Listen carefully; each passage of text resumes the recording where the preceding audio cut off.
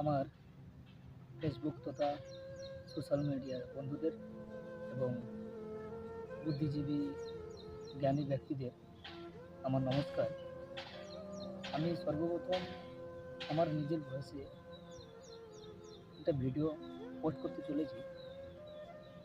আপনারা জানেন কিছুদিন আগে আমাদের রাজ্যে একটা মর্মান্তিক ঘটনা ঘটেছে। সেই ঘটনাটি দেখে আর নিজেকে সামলাতে পারলাম না, চুপ থাকতে পারলাম না।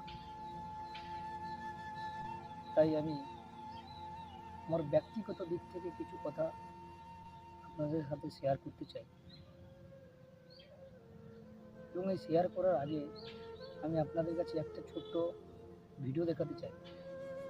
ভিডিওটা প্লিজ অনুরোধ করে ভিডিওটা দেখবেন, তারপরে আমি বৃত্তান্তে আসতেছি। মেয়েটি তো আর ফিরে আসবে না। ওর নামে যদি আপনারা কিছু করতে চান করতে পারেন, যা টাকা লাগবে আমি দেব। হ্যাঁ, আমরা 10 লক্ষ টাকা তো দিতেই পারি পরিবারকে।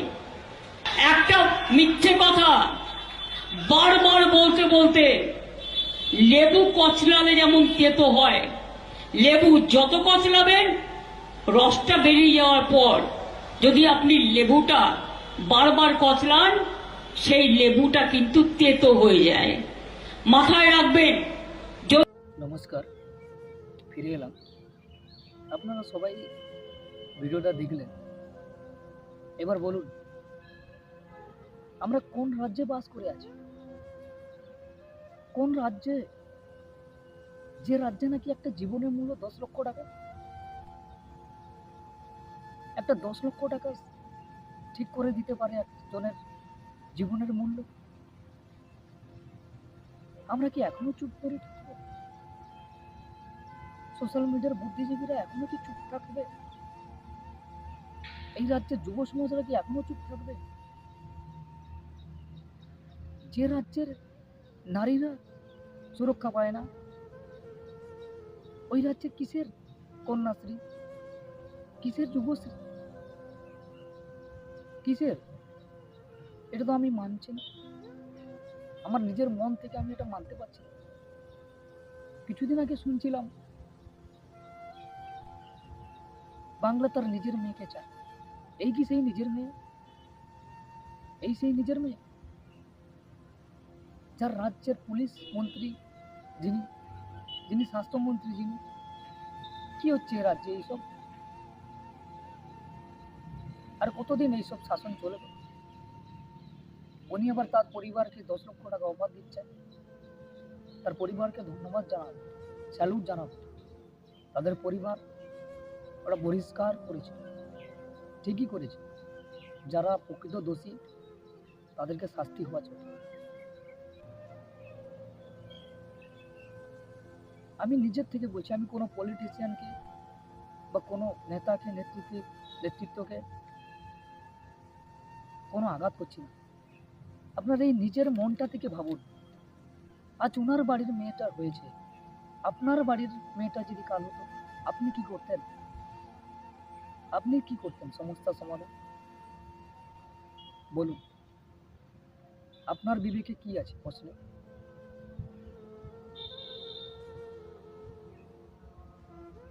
এগুলো চুপ করে থাকা যায় না। আমি আজকে লাইভে ভিডিও বানাচ্ছি,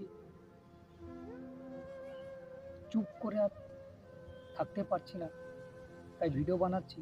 এই ভিডিওটা পোস্ট করার পর আমার পরিবারের প্রতি বা আমার প্রতি কতটা চাপ সৃষ্টি হতে পারে সেটা আমি জানি না, কিন্তু আমি আর মুখ বুজে বসে থাকতে পারলাম না। যেখানে গোটা রাজ্যে নয়, গোটা দেশে আন্দোলন চলছে, দেশের বাইরেও আন্দোলন চলছে। আমরা যেখানে কাজ করতে আছি, মহারাষ্ট্র পুনে, ওখানেও সমস্ত হাসপাতাল, মেডিকেল, ওষুধ দোকান সমস্ত বন্ধ করে দেওয়া হয়েছে। তারা শুধু একটাই রায় চায়, যারা দোষী তাদেরকে শাস্তি দেওয়া হোক, সমস্যার সমাধান করা হোক। যতদিন এই সমস্যার সমাধান না করা হবে, তারা এই অবরোধ চালিয়ে যাবে। তাহলে কেন আমাদের রাজ্যে এইসব হচ্ছে? আমাদের রাজ্যের মানুষের চোখ কেন খুলছে না? আমরা সারা জীবন পরিযায়ী শ্রমিক হয়ে আমাদের লাইফটাকে নষ্ট করে দিয়েছি বলে আমাদের বাড়ির ছোট ছোট ভাই বোনেরা যারা প্রজন্মের প্রদীপ, তাদেরও জীবন এইরকম নষ্ট করে দিতে চাই? আপনারা চাইবেন আপনার বাড়ির যে আগের প্রজন্ম তারা ধীরে ধীরে এরকম নষ্ট হয়ে যাক? একটা ছোট্ট শিশুকে ছোট থেকে বড় করে ধীরে ধীরে বড় করে পড়াশোনা শিখিয়ে তাকে মানুষের মতো মানুষ করে আপনার চোখে এইরকম দৃশ্য আপনি সহ্য করতে পারবেন? আমি তো সহ্য করতে পারবো না। তাই আজ আমার এই ভিডিও। আপনারা হয়তো ভাববেন আমি ভাইরাল হওয়ার জন্য, আমি পয়সা কামানোর জন্য, আমার টিআরপি বাড়ার জন্য আমি ভয়েস রেকর্ডিংটা করছি বা ভিডিও বানাচ্ছি একটা মর্মান্তিক ঘটনাকে নিয়ে, কিন্তু নয়, আমার মনের মধ্যে ওইটা নয়। যদি আমাদের এই ভিডিও বানিয়ে সংসার চলে যেত, আমাদের দিন চলে যেত, তাহলে আমরা দিনের পর দিন পরিযায়ী শ্রমিক হয়ে বাইরে ছুটে আসতাম না নিজের জীবনকে হাতে নিয়ে। সহ্য হচ্ছে না এইসব দেখে, হচ্ছে না সহ্য। পশ্চিমবাংলার বুদ্ধিজীবী মানুষরা, যুব সমাজরা এর প্রতিবাদ কবে করবে?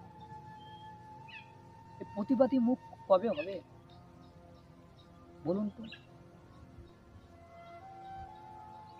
আজ ওনার বাড়ির মেয়েটার এই অবস্থা হয়েছে। আপনারা ভাবতে পারেন একটা কথা, করোনার টাইমে কারা কারা নাইট দিন ডে নাইট করে আপনাদের সুরক্ষিত রেখেছিল? এই ডক্টররা। আচ্ছা, তাদের প্রতি এই ব্যবহার, তাদের সুরক্ষা নেই। আর যে রাজ্যের মহিলার কোনো সুরক্ষিত নেই, সেই রাজ্যে মহিলা মন্ত্রী হয়ে কি লাভ? কন্যাশ্রী দিয়ে কি লাভ বলুন তো? একজন স্বাস্থ্যকর্মীর ডিউটি করার পর সে বিশ্রাম নিতে যায় এবং তারপরে এই ঘটনা ঘটে যায়। এটা কি সুসাইড বলা যায়? এটাকে সুসাইড বলা যায়? প্রথমে আপনি বলে দিলেন সুসাইড, আপনি অনেক কিছু কথা বলে দিলেন। আপনি বলে দিলেন একটা ছোট্ট ঘটনাকে নিয়ে সোশ্যাল মিডিয়াতে এপার ওপার করে টিআরপি বাড়ানোর জন্য, পয়সা কামানোর জন্য সবাই ভিডিও বানাচ্ছে, ভিডিও ছাড়ছে। যেগুলো মেডিকেল রিপোর্ট আসছে ম্যাডাম, রাজ্যের মুখ্যমন্ত্রী মাননীয় মমতা ব্যানার্জি, আপনি জবাব দিন। যেগুলো মেডিকেল রিপোর্টে এসেছে সেগুলো কি? সেইগুলো তো আর সুসাইডের রিপোর্ট নয়, সেইগুলো তো আর আত্মহত্যার রিপোর্ট নয়। তাহলে সেইগুলো কি? সেইগুলো ধামাচাপা দেওয়ার জন্য কি আপনি ওনার বাড়ির 10 লক্ষ টাকা অফার দিয়েছিলেন? আপনি একটা জীবনের মূল্য 10 লক্ষ টাকা করে দিলেন।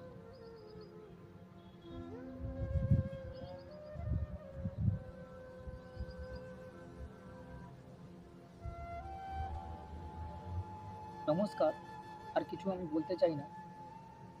আমি শুধু একটাই কথা বলতে চাই, এই সমাজের, আমাদের রাজ্যের যারা বুদ্ধিজীবী আছে, যারা জ্ঞানী ব্যক্তি আছে, যুব সমাজের যুব ভাইদের বলছি, আপনারা আর বসে থাকেন না। আপনার জাগুন, এর প্রতিবাদ করুন, এর কোনো একটা সমস্যার সমাধান করুন। দিনের পর দিন রাজ্যের রেপ, ধর্ষণ, এগুলো কবে বন্ধ করুন। আজ ওনার বাড়ির হয়েছে, কাল আপনার বাড়ি হবে। কাল ওনার বাড়ির মেয়েটা সুরক্ষিত নেই, আপনার বাড়ির মেয়েটা কি সুরক্ষিত আছে আপনি বলুন? ধন্যবাদ।